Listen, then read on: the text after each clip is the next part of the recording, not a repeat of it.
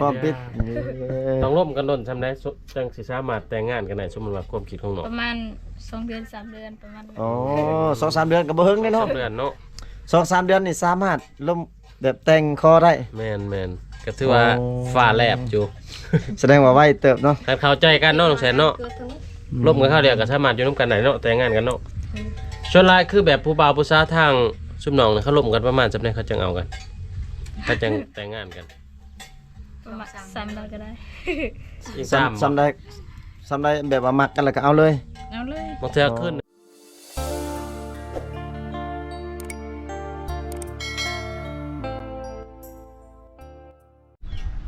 ทักทายสบายดีพ่อแม่พี่น้อง FC ฝั่งลาวฝั่งไทยพี่น้องเนาะก็ยินดีต้อนรับ FC เข้าสู่ช่องบ่าวผู้ไทยคือเก่าแล้วพี่น้องมื้อนี้ก็บ่าวผู้ไทยสิพา FC มาหาน้องสาวอาแซดพี่น้องสาวงามในหมู่บ้านนี่ล่ะพี่น้องเว้ยนี่นะตอนนี้ก็นั่งกับน้องสาวอาแซดอยู่พี่น้องเว้ยเดินทางมากับทีมงานเฮาคือเก่าพี่น้องเว้ยสบายดีบ่ไก สบายดีเด้อพี่น้องเอ้ย ไปแต่งตลอดแท้มาครับสาว โอ้ยรอตลอดจะก็บอกไป รอตลอดเนาะ เมื่อยๆกลมั่นพี่น้องเอ้ย อ๋อ ถ้ากระวางกับมาหาหนอง ไทยก็มีภาระพี่น้องเว้ยก็เลยได้มาเยี่ยมยามน้องสาวแสบมื้อนี้ป้าแต่งตัวงามพี่น้องยังบ่ได้แต่งตัวตินี่ บ่ สบายดีเด้เนาะ สบายดี แต่งตัวงามมาลีมื้อนี้เนาะ สิล่ะ หน้าขาวเบิ่นๆเนาะบ่ไทยเนาะ ยังบ่ได้แต่งนี่นี่ เยอะ แม่นบ่น้อง ยังบ่ได้แต่งตินี่ เดี๋ยวรัง บ่ น่ากูดังไปว่าได้บ่ฮู้ บ่จักบ่ อืมเอาน้องยังบ่ได้แต่งที่หน้าน้องหรือว่าน้องแต่งแล้วนี่ ยังเฮาเบิ่งคือยัง หน้าสด ธรรมชาติ นี่ เนาะ อ่ะสด หน้า ยัง ส บ่ ด ได้ งด แต่ง แต่งเพิ่นว่า ไม่ได้ใส่แป้ง บ่ได้ใส่แป้งบ่ได้ใส่ครีม ปกติน้องใส่อยู่ที่แป้งกับแป้ง ใส่ ยังนะ แต่มื้อนี้บ่ได้ใส่ เออเมื่อยเนี่ยใส่ได้เลยน้ำบ่ขาวบ่ ใส่แล้วก็บ่งามคือเก่า บ่ได้ออกหัวออกสวนบ่ดอก ออกแต่ตอนเช้า น้องตอนเช้า ตอนแรกเลยบ่ไป บ่ไป เป็นอะไรขี้คร้าน เพื่อน มันฮ้อน เมื่ย บ่ เนาะ ออกแต่ตอนเช้าแหละมันบ่แดดปานใดเนาะ ดู ชุมน้องไปเฮ็ดหยังอยู่สวนแต่ละคนมันเสียหญ้าก็เสียอยู่บนปีบนศาสตร์หญ้านี่ เสียหยังยังเนาะ เสียแบบ หญ้าข้าวบ่หญ้ามัน ยามันและเสียแบบ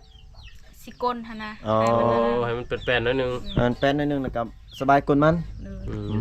ยังบ่เบิดบ่กลมัน ยังบ่ได้กล เอา คือว่าตอนนี้คนยังจักสวนมันน่ะ ยังส่วนหนึง เฮ็ดจักสวนซะ 2 สวนให้พิษได้เท่าใดได้จักลาด 1 4ติ จังล้าน ทำร้านนี่3 3ลาด 3 ล้าน อ๋อ อ๋อเบิดส่วนอันใด3ล้าน ส่วนน้อยๆ กว้างบ่ บ่ บ่ ก กว้าง ว้างปานใดกว้างคือกันแต่ว่าอันนั้น บ่ฮอดเฮกตาร์เนาะ แต่ว่ามันบ่งามเนาะ ของ บ่งาม จะต้องบ่ได้ดุดติ ดุด รถเดือนยก ไท ลอง สะ เออ ไทยสาซื่อ แต่ถ้าแสดงว่าลุบแล้ว รูปนี่เนาะ จ้างเขาก็หลายเติบไทยสร้าง11ล้าน เบ่สองสวนนะ ลองกับน้องแม่นยกล่องน้ำคนนี้ก็เฮ็ดเป็น อ๋อ มีแต่สาซื่อ 11 ล้านเป็น11 ล้าน บัตรขายได้2ล้าน3ล้าน 3 ล้าน ไทย11ล้าน 11 ล้าน คือแพงไง ปอ ตอนนั้นมันแพงนะ บัตรขายมันได้แต่3ล้าน4ล้าน โอ้ซุมน้องไทยแต่ปีก่อนๆพุ่นวะไทยปีเดียวแล้วเลย ตอนบุกเบิกน่ะติ ปีนเราติ จักปีละไทยน่ะ11ล้านน่ะแต่มันโล2,000น่ะติปีกาย ปลายปีการนี้แล้วก็ปลูกปีนี้ ก็แพงแต่เฮ้ย ก็มันแพง ก็แพง ก็แพงหั่น มั ล่ะ นบ่งาม มันบ่งามแล้ว เพราะว่าบ่ได้ยุกล่องนี่หนึงดินมันแจบเด้ แม่น มัน แม่ ขยายหัวบ่ได้ถือว่าลุบทึนไปเนาะ8ล้าน9ล้าน8ล้านลุบทึน แสดงว่ายังแต่บ่หนึงบ่ยังบ่ได้กลนะ บนนั้นบองหนึงเมื่อกี้พอได้ไทย ปลูกเอาปลูกปักเลย ปลูกปักเลย พี่น้องเว้ยถ้าว่าจักมือสิแล้วอ่ะถ้ามันจักมือสิแล้วนะ จักและ จักคนในเฮือนซะแรงงานที่ว่าใส่ได้เอา 4 4คน 4 คน คอยแล้วก็เอื้อยคอยเอื้อยพัน จบพี่น้องเอ้ย เขาเจ้าไปใช้เบิดมื้อนี้จะไปใช้เบิด ไปเสียหญ้า เสียหญ้า คอยพัก อ๋อน้องพักก่อน เปลี่ยนกันได้บ่ใส่ บ่แม่นนัดถากสุอ้ายมาหาบ่ฮะบ่ได้นัดเด้ คอยออกแต่ตอนเช้าตอนแรงเลยออก น้องบ่ได้ฟันเห็นบ่เมื่อคืนนี่สุอ้าย พัน ฮะฟันเห็นบ่ พัน เฉพาะได้มาหากันเนาะ สงสัยอยู่เด้อบางไทย เพราะว่าดนเลย ประมาณเดือนหนึงเนาะประมาณเนาะ แม่น เดือนหนึง เนาะ ได้แล้วเดือนหนึ่ง แต่ตอนแม่นแต่ตอนชุกข่อยมากก็บอกโวยกินหยังกินแก บ่ งหน่อไม้ ตอน บ่ อายไปให้อันนั้นเงินตอนนั้นนะ คุจิรอ เออ ไปคุจิรออีกแล้วก็มาให้เงินอีก แม่นก็ถือว่าโดนเติบพี่น้องเอ้ย เดินเติบเนาะ ก็ยังงามคือเก่าเนาะ เฉพาะเนาะน้องฟันเห็นก็เลยได้มาเจอกันมื้อนี้พี่น้องเว้ย หลังจากที่ว่าช่วงหลังนี่ว่าสิมาพี่น้องเอ้ยแต่ว่าฝนตกค่ำ แม่น พายุเขาคือเก่าเป็นได้บ่มีผู้บ่าวฟังไทยฟังลาวเสียนหาบ่ บ่ บ่ ๆบ่มี บ่มี เอลี่บ่ อาลี FC บ่มีเลย บ่มีบ่หรือ มี ว่า มีอยู่บ่ประมาณ1คน2คน มีอยู่ มี เพราะว่า FC เพิ่นว่าบางคนก็แซดมาให้ว่าว่าน้องสาวแซดบ่ตอบว่าซั่น บ่ตอบอีหยังบ่มีเน็ต บ่มีเน็ตบ่เพิ่นว่าบางทีก็ว่าบล็อกแล้วว่าซั่นเอาเลยน้องเคยบล็อก FC บ่น้อง บ่เคย อ๋อเพราะว่าอ้ายไลฟ์สดวางมือเมื่อกี้นี่โลดอ้ายไลฟ์สดมื้อวางเช้าๆนี่แม่นเพิ่นคอมเมนต์ว่าอิหยังทุกระบบบ่แม่นนะเบื่อคำพูดของคนอื่นว่าซั่นอัน บล็อกผม เฟซน้องแสดเนาะ แม่นเพชรน้องแสบ บ่ได้บล็อก บ่ได้บล็อกบ่เคยบล็อกมันน้อง บ่เคยบล็อกเลย อ๋อ แต่บางเทื่อบ่มีนิดบ่มีสัญญาณเลยมันอีช่างเกิด มันบ่มีเน็ตเนาะน้อง มันก็บ่ขึ้นว่า อืม ออนหรือออนไลน์นะแบบไทย แม่น ก็ แม่น ถือว่ามีอยู่เนาะเฮ็ดชื่อมันแสนหาเนาะ มี แสดง มี ว่า คนสำคัญบ่เนี่ยฮะ น้องน้องแบบน้องมีแล้วบ่แบบผู้บ่าวแบบที่แบบน้องลมจริงจังมีแล้วบ่ บ่มี บ่มี เอ้ย คือ บ่ บัด FC เขาเจ้าล่มมาได้ซะ เออ เขาล่มบ่ได้จริงจังบ่หรือว่าใด ร่มธรรมดาบ่ ธรรมดา ๆอ๋อ เขาบ่ได้มัก เพิ่นบ่ได้มักแต่ว่าเพิ่นมักอยู่บ่จักใจน้องบ่มัก เพิ่น เพิ่นบ่ บ่มีบ่แบบเพิ่นว่าล่มแบบว่ามักจังสั่นจังซี่ แบบเพิ่นอยากมาแต่งมาคอมันบ่มีบ่ ยังบ่มีบ่ มีบ่น้อง มีแต่เพิ่นอยากให้มาหาซื่อ มีบ่เพิ่นว่าอยากมาหา บ่มี บ่มีเลย มีเลยเดี๋ยวเอ้ยแสดงว่าบ่มีเลยแสดงว่ายังโสดคือเก่าเนาะ สดคือเก่า โสดตลอดเนาะ ถ้าว่าเพิ่นอยากมาปิดอันในการโสดของใจน้องนี่ได้อยู่บ่ ปิดไฟ ได้ ได้บ่ ได้เนาะ ได้ปิดไฟพร้อมปิด พร้อมปิด ต้องร่วมกันดนทำได้จังสิสามารถแต่งงานกันได้สมมุติว่าความคิดของน้อง ประมาณ2เดือน3เดือนประมาณนั้น อ๋อ2-3 เดือนก็บ่เฮิงเด้เนาะ สองเดือนเนาะ 2-3 เดือนนี่สามารถล่มแบบแต่งคอได้ แม่นก็ถือว่า โอ้ ฟ้าแลบอยู่ แสดงว่าไวเติบเนาะ ถ้าเข้าใจกันเนาะน้องแสนเนาะร่วมกันเข้าเดียวก็สามารถอยู่ร่วมกันได้เนาะแต่งงานกันเนาะส่วนหลายคือแบบผู้บ่าวผู้สาวทางซุมน้องเนี่ยเขาร่วมกันประมาณจำได้เขาจังเอากันเขาจังแต่งงานกัน ประมาณ3เดือนก็ได้ อีก ซ้ำได้แบบว่ามักกันแล้วก็เอาเลย เอาเลย บางเทื่อคืนหนึงก็มีเนาะเห็นกันเนาะมักมีบ่ บ่มี บ่ บ่มีบ่แบบมื้อหนึงร่วมกันแล้วเอาเลย ทิศ บ่ ห มี นึงเนาะมีเนาะทิศหนึง มี เนาะ ผิดหนึง ประมาณสัปดาห์หนึงจัดได้เลย ก็ถือว่าคันว่าคนว่าหยังคนที่ว่ามาคักกันก็บ่ต้องร่วมกันดนเพิ่นว่าพี่น้องเอ้ย แม่นไวเติบได้พี่น้องเว้ยที่น้องอาแซดเพิ่นว่าสามารถเอาได้พี่น้องบ่ล่มต้องดนพี่น้องล่มกัน2เดือนเท่านั้นพี่น้อง2เดือนสามารถแต่งงานได้ แม่น ถ้าว่าผู้ใดมักผู้ใดหักก็สามารถ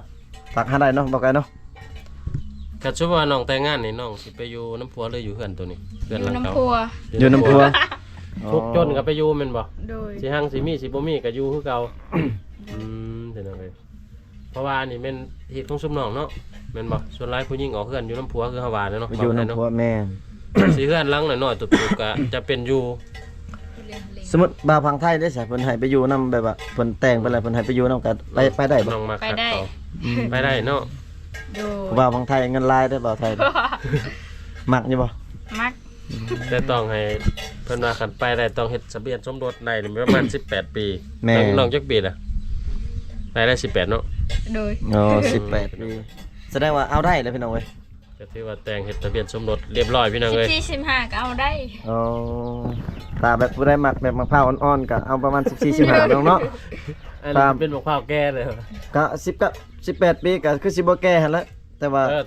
ระเบียบของกฎหมายบ้านเพิ่นก็สำนั้นเนาะ สำนันผู้ที่ถือกฎหมายว่า แม่ ตำรวจประจับบ่ได้พรากผู้เยาว์เข้าว่าพี่น้องเอ้ย แบบมะพร้าวพอดีกินเขาเจ้าก็คือเฮานี่ทางเฮานี่14-15น้ำมะพร้าวอ่อนกินแซ่บ ม่น เอาได้กินได้นะประมาณพี่น้องเอ้ย มักได้มาคนแบบได้น้องแขก ได้เลย มักแบบได้บ่ได้ ส เลือก เปค บ่ น้องมักไปได้ บ่ได้เลือกนะ บ่เลือกเลย กินหลายๆแบบสุขภาพนี่ก็เอาได้อยู่ติ ได้เยอะ โอ้ยพี่น้ บ่ อง ได้เลือกเนาะ แสดงว่าน้องว่าบ่ได้เลือกเนาะ บ่ได้เลือกแต่ข้าวหั่นบ่เลือกคอย โอ้ครับบ่เลือกน้องเนาะ โดย น้องเป็นคนบ่มักเลือกแต่ว่ายันแต่ว่าทางบ่าวฝั่งไทยฝั่งลาวอยู่ต่างประเทศเลือกเนาะ แม่ ว่าบ่เลือกน้องเพิ่นว่าพี่น้องเอ้ยก็ถือว่าเรื่องคันว่าบ่เลือกก็รอบ่รอก็ได้เบิดเนาะ โดย สำคัญต้องแม่นจริงใจเนาะ จริงใจ ถ้าว่าแบบผู้บ่าวที่น้องพร้อมสิแต่งงานนี่ชวนว่าค่าดองนี่สิแพงบ่น้องชวนว่า บ่แพงนะ ค่าดองประมาณเท่าไหร่น้อง 10ล้านบ่ เท่าไหร่ ซาวก็ได้ 20ก็ได้ สามล้าน ชวนว่า รุดได้นี่ว่าใช่เนาะ สามล้าน 30ได้ตะกี้เด้ แน่อัน ลดนะ อันนี้เฮาถามว่าผู้ที่ถูกใจอีหลี ผู้ที่ถูกใจ แบบเขามักล่อรีบนั่นชวนว่าเนาะ เออ บ่ สามล้าน เนาะขาดองเนาะ 20 ล้าน 20ล้านพี่น้องเอ้ย อืม ชวนว่า รุดอีกให้ก็ได้ เน่ถูกใจอีกก็ลดให้เนาะ โอ้ย มีที่บ้านชุมน้องแบบเขามักผู้หญิงมักผู้ชายแฮงเนาะเขามักกันเข้าไปนำกันเลย นี่ นี่เนาะ แบบหลัก ขาดองบ่แบบนั้นน่ะได้บ่ บ่ได้เอาขนมแบบ หลักไปกันเลย ลักเลยฮะ อ๋อ ไปเลย มีอัตราคาเหตุกับพ่อบ่ผู้ชายเสียหมูบ่ เสียหมู อืมก็ถือว่าคันว่าสำคัญก็คือว่ามาคักกันเนาะบ่าวไทยเนาะ แม่นคือ แก่ เฮ็ด แต่เหตุหมูตัวหนึงกับพ่อมันว่า คือเฮ็ดชิน้องนี่แต่งกันแล้วกับเฮ็ดหัวเฮ็ดส่วนแม่นบ่มีแต่แบบเดียวแบบนี้เนาะ วนเวียนอยู่แบบนี้เนาะ ผู้ที่ไปนั้นยันว่าเขาฆ่าและเขาไปนะผู้ว่า อ๋อเขาฆ่ายังฆ่าได้ลูกน้อยแม่นบ่ ยัน อ๋อ ยันว่าเขานั้น เออๆๆ ยัน มีน้องเนาะ เมน คันภาษาไทยเพิ่น ยันว่าพี่พาห่มลิ้นเนาะเออ เขาฆ่าแล้วก็บ่มีทางเลือกแล้วก็ไป ไป อ๋ แล้ อ ว เอาเลย ย่างหน่อยก็ได้แก้เหตุกับพ่อว่าพี่น้องเอ้ย อ แม่ ย่าง นแหละ น้อยก็มีผัว เป็นบางทีหลายเลยอยู่บ่ได้เมื่อเฮือนน้ำผู้บ่าวพี่น้องเอ้ยแปลกๆอยู่เนาะไทยเนาะ แม่น นะพี่น้องก็ถือว่าน้องๆเพิ่นก็ยังโสดคือเก่าเฟซนั่นคือเก่าบ่เฟซนั่นหรือเปลี่ยนชื่อใหม่อีก คือเก่า คือเก่าแน่เด้อ้ายคนหาก็บ่เห็นซะ เบื่อคำพูดของคนอื่นนั่นแหละ เบื่อคำพูดของคนอื่น เลย ตะกี้เป็นยัง ทุกระบบจบจิตบ่แม่น บ่แม่น สัตว์ของมี ใช้การส่งเสริม เออเพิ่นเปลี่ยนมาแล้วได้พี่น้องเว้ย ภาษาไทยคนหางานอยู่ดอก แม่น เบื่อคำพูด ของคนอื่น คนอื่นเพิ่นว่าพี่น้องเอ้ย ง่าย เบื่อคำพูดของคน เป็น อื่น คนงามๆเนี่ย คือเบื่อน้องคือเบื่อคำพูดของคนอื่น ๆเบื่ เนาะ อเขาเว้าหั่นนะ อ๋อ ถึกตัวอะไรเนาะ โดย เขาว่าเนี่ยน้องเขาแบบผู้บ่าวหั่นบ่เดี๋ยวเขามาตัวเขามาหลอกกันบ่น้องหรือว่า เบื่ เบื่ อ อ นั่น คือตั้งชื่อเฟซ แบ นั่ บ นน่ะ ลักษณะเขาบ่จริงใจเนาะมันว่าจังเบื่อคำพูดหรือว่า เบื่อคำพูดของเธอนะ อันล่าเพราะว่าได้เลยเบื่อคำเว้าเนาะ แม่นเบื่อคำเว้า ก็คือว่าเฟซน้องก็มีแหละมีแต่รอท่าให้แอดมาเป็นเพื่อนเนาะทักแชทเนาะเพิ่นว่าเนาะบ่ได้เนาะ แม่น พอได้เว้าได้คุยกันเป็นจังไงถึงว่า ถ้า บ่ได้เป็นชูเป็นแฟนหรือบ่มักมาฮักกันก็เป็นพี่เป็นน้องกันก็ได้เพิ่นว่า แม่นถ้าว่า FC เพิ่นแอดมานี่สิตอบไปอยู่บ่ ไว้เสร็จปุ๊บตอบปั๊บ แม่นบ่ แม่น อย่าเฮ็ดก็คือ FC เพิ่นว่าบล็อกแล้วว่าบ่ตอบอีกนะ บ่นะบ่ได้บอก บ่ได้บล็อกบ่ เนาะ โดย อ๋อพี่น้องเว้ยก็คือน้องว่าแล้วพี่น้องเว้ยเนาะบ่ไกลเนาะก็คือน้องว่าแหละว่าเรื่องบล็อกนี่บ่มีนอกจากว่าบ่มีเน็ตแล้วก็บ่มีสัญญาณเนาะ โดย น้องบ่ว่าเรื่องบ่มีเน็ตน้องเติมไปได้เติมเป็นวันบ่หรือว่า7วัน เป็นวัน อืม 3 3มื้อ 3มื้อ10,000 เฉพาะเนาะเขาจะบ่มีเน็ตเนาะถ้าว่าเติมเป็นเดือนนี่ซ้ำสิล่มพี่น้องเว้ยถ้าบ่ได้ถ้าว่าจองมักน้องก็เติมให้เป็นเดือนโลดเนาะ เดือนหนึง250 บาท แม่นเติมประมาณ200 300นี่ก็ล่มเป็นเดือนเลยพี่น้อง บ่มีวันเน็ตเบิดอีกพี่น้องเลย แม่นแล้วก็ฮู้ใจน้องสาวแซดอีกว่า เออ แม่นแท้บ่ว่าเน็ตเบิดเนาะแม่นบ่ไกล แม่นๆได้ เพราะว่า ก็ได้ฮู้ไปนํอีก แม่นเพราะว่าน้องสาวเพิ่นว่าล่มแค่2เดือนเท่านั้นเติมเน็ต400 500 2เดือนพี่น้องฮู้เลย ได้อยู่นํกันเด้อว่ะ แม่นถ้าว่ามักก็มาหาเลย มาหาได้เด้อน้ง ได้อยู่เนาะ ไปหาหน่อไม้ เออ น้องสิพาไปเก็บผักฮักหนอเพิ่นว่ามื้อนั้นกินแกงหน่อไม้เฮือนเพิ่นแซ่บพี่น้องเอ้ยแต่ว่าไผว่าเฮ็ดเอื้อยน้องเนาะ โดย ชื่อได้เอื้อยน้องนะ ติน สาวติน สาวติน นั่นแหละพี่น้องสาวหอบซองมื้อนั้นเฮ็ด สาวหอบซองบ่เอ้ยน้องนะ โดย เรางามๆเนาะคือกันกับน้องเลยเนาะ เราอยู่เฮือนอยู่บ่ตอนนี้บ่เราอยู่เฮือนบ่ อยู่บ่ เพื่อน โอ้เราอายเนาะ แม่นเราขี้ลายแล้ววะ โอ้ย บ่กล้าเข้ากอกขนาด ถ้าไผเห็นคลิปที่บ่ไกลลงมื้อนั้นที่ว่าไปนับแต่ไปขุดจิรอไปหาหน่อไม้อยู่พี่น้องเอ้ยแล้วก็เฮ็ดกิน ผู้เฮ็ดกินน่ะนะพี่น้องผู้งามนั่งเถลออยู่หั่นโอ้ยเด้อ มื้อนี้ได้อาหารยังกินมื้อนี้นะ บ่มี บ่มีอาหารโอ้ กินกันยังบ่กินเลย ยังบ่ได้กินบ่ข้าวเช้าเนี่ย กินแล้ว อ๋อได้ยังหน่อไม้ หอย หอยเอามาใส่หอย อายคอยเปะบาล ฮะ แล้วไปยัง ไปเยี่ยง ไปก้านไปเยื่องไปก้านอ๋อ หอยไม่ยักซุปหนองว่าหอยน่ะ กลอก รอ กรอบ ไปก้านอยู่ใส่หอยนะ อยู่หน้าข้าวเลย หอยใหญ่ๆเห็นบ่เราบ่ได้เอาบ่หอยน้อยฮะ บ่ หอยจูบอันใด หอยหอยจุบเราบ่ได้เอา บ่มี มีแต่หอยเชอรี่บ่ อ๋อ มีแต่หอยแดง หอยแดงหอยเชอรี่นะ หอยเชอรี่ พี่น้องเอ้ย ถ้า ถือว่า หอยเชอรี่ เป็นอาหารอีกได้พี่น้องเอ้ยแซ่บได้เฮ็ดถือกินได้ ต้มบ่ ต้ม ต้มให้ได้นะ จำแจ่ว จำแจ่วบ่จำก็ได้บ่แจ่ว จิ้มแต่หอยแล้วก็เอาข้าวจำแจ่วก็ได้ติ พี่น้องเอ้ยเห็นบอกอาหารอยู่บ้านนอกบ้านนาเฮากินพอแล้วไป สบายเนาะ กินเพื่ออยู่พี่น้องเอ้ยบ่แม่นอยู่เพื่อกินคือเพิ่นว่าก็ถือว่ามีหยังก็กินมีพริกก็กินพริกมีหน่อไม้ก็กินหน่อไม้เนาะเอาไทยเอ้ยกิอยู่ไง มื้อนี้ยังบ่ได้อาบน้ำติมื้อนี้ ยัง พาทีมงานช่วยไปอาบน้ำได้มื้อนี้ ได้ ได้เนาะ เลย ชุ สิ มน้อง พา โซล่าอาบอยู่ใช่ อาบอยู่ห้องน้ำบ่หรืออาบ ห้องน้ำก็ได้อยู่ อยู่ห้วย โอ้ โอ้พี่น้องเว้ยบ่ไกลไปอยู่บ่พา FC มันอยากเห็นได้เพิ่นเนาะ ไปกับไปเขาก็บ่เห็นจักเทื่อ เยอะ บ่เห็นสาวบ้านป่าอาบน้ำพี่น้องเอ้ย แม่นบ่เคยเห็นนะบ่ไกลบ่โอ้พี่น้องเอ้ยตัวกันเลยพี่น้อง พี่น้องเอ้ยก็คลิปนี้ก็บ่าวไทยก็สิขออนุญาตปิดคลิปไว้เพียงเท่านี้ก่อนเนาะพี่น้องเนาะก็มีแต่ท่าเบิ่งคลิปต่อไปหรือว่า EP ต่อไปนั่นแหละถ้าอยากเห็นคลิปน้องเพิ่นอาบน้ำเนาะพี่น้อง ก็ขอบอกขอบใจ FC ที่เข้ามาติดตามรับชมคลิปแต่ต้นจนจบพี่น้องเอ้ยน้องเพิ่นก็ว่ายังโสดยังเปิดใจคือเก่าเนาะน้องเนาะ ดู ทักหาเฟซได้เนาะทักก่อนได้ก่อนจีบก่อนได้ก่อนนะน้องเนาะ เลย พี่น้องเว้ยขอให้ FC อยู่ดีมีแฮงเบิดสุขสุขคนเด้อพ่อแม่พี่น้องเนาะเจอกันคลิปหน้าพ่อแม่พี่น้องบ๊ายบายแน่